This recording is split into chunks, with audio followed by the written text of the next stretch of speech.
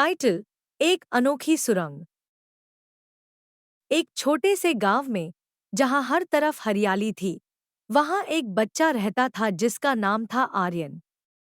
आर्यन बहुत जिज्ञासु और साहसी था। एक दिन, जब वह अपने दोस्तों के साथ खेल रहा था, उसने गांव के जंगल के पास एक पुरानी, खंडहर वाली इमारत देखी। उसका मन वहां जाने का हुआ। आर्यन अपने दोस्तों को लेकर उस इमारत तक गया।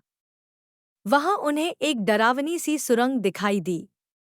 उसके दोस्तों ने डरते डरते कहा, नहीं, वहां मत जाओ।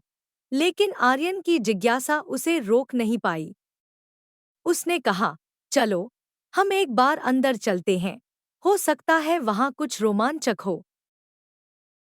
सुरंग के भीतर अंधेरा था और उनके कदमों की आवाज गूंज रही थी। अचानक आर्यन ने एक चमकती हुई चीज देखी।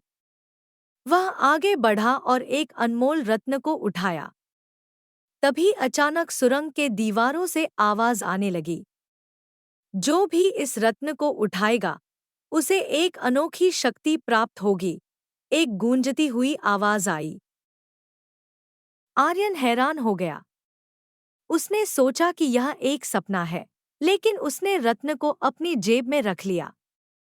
जैसे ही वह बाहर आया, उसे एहसास हुआ कि उसके पास एक अद्भुत शक्ति है। वह प्रकृति के साथ बातें कर सकता था और जानवरों को बुला सकता था। आर्यन ने अपनी शक्ति का उपयोग गांव की मदद के लिए करना शुरू किया। उसने अपने दोस्तों और गांव वालों को जंगल के जानवरों से बचाया, सूखा पड़ा खेतों को हरा भरा किया और गांव में खुशी लाने का काम किया। धीरे धीरे वह गांव का हीरो बन गया। हालांकि आर्यन ने यह बात महसूस की कि इस शक्ति का उपयोग केवल अपने फायदे के लिए करना सही नहीं था। उसने अपनी शक्ति को सीमित रखा और केवल तब उपयोग किया जब गांव में वास्तविक जरूरत थी। एक दिन गांव में एक भयंकर तूफान आया। सब लोग डर गए और सोचने लगे कि क्या होगा। लेकिन आर्यन ने हिम्मत दिखाई। उसने अपनी शक्ति का उपयोग करते हुए जानवरों को सुरक्षित स्थान पर ले जाने में मदद की और गांव के बाढ़ को रोकने का प्रयास किया।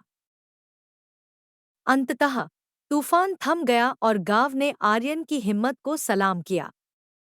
सबको पता चल गया कि असली शक्ति सिर्फ ताकत में नहीं, बल्कि दया और साहस में होती है। आर्यन ने सीखा कि सच्ची शक्ति दूसरों की भलाई के लिए होती है। इस तरह आर्यन ने न केवल अपनी शक्ति का सही उपयोग किया, बल्कि गांव में एकता और प्यार का माहौल भी बनाया।